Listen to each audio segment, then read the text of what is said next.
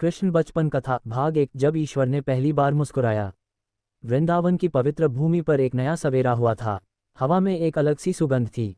पंछियों की मधुर चहचहाहट और मंदिरों की घंटियों की ध्वनि जैसे एक नई खुशी की घोषणा कर रही थी। गोकुल के लोग उस दिन कुछ अलग ही आनंद में थे। हर ओर उत्सव का माहौल था, क्योंकि नंद बाबा और माता यशोदा के घर जन्म हुआ था नन्हे गोपाल का।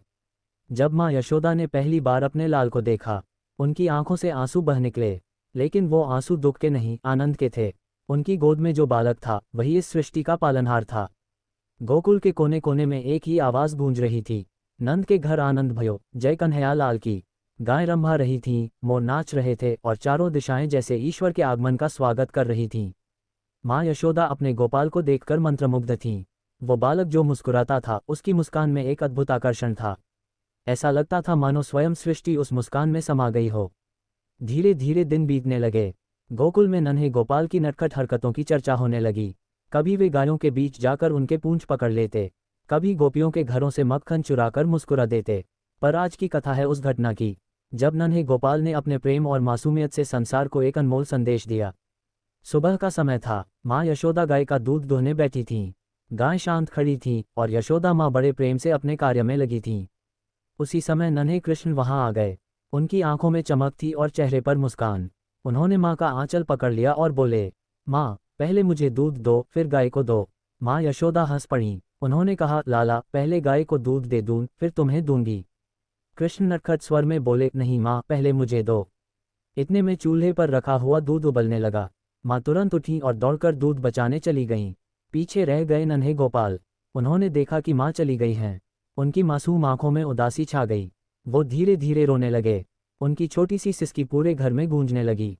कहते हैं, उस दिन ईश्वर ने पहली बार आंसू बहाए थे। वो रोना किसी बालक का नहीं, उस सृजनहार का था जिसने प्रेम की भाषा को दिखाया। जब माँ लौटी, उन्होंने देखा कि कृष्ण रो रहे हैं। वो घबरा गईं, गोद में उठाया, प्यार किया और बोलीं, लाल, माफ करना, माँ तो बस दूध बचाने गई थी। कृष्ण ने अपनी छोटी सी उंगली से माँ के आंसू पोंछे और मुस्कुराए।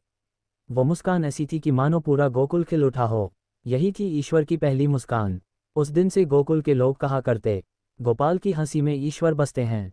जो उस हंसी को सुन लेता है, उसका मन सदा आनंद से भर जाता है। धीरे धीरे कृष्ण की लीला फैलने लगी। हर दिन कुछ नया, कुछ चमत्कारी घटित होता।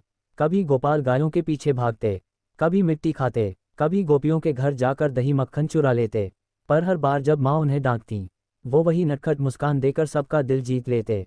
उनकी आंखों में इतना प्रेम था कि कोई भी उनसे नाराज न रह सके। माँ यशोदा के लिए कृष्ण सिर्फ बेटा नहीं थे, बल्कि उनके जीवन की सांसें थे।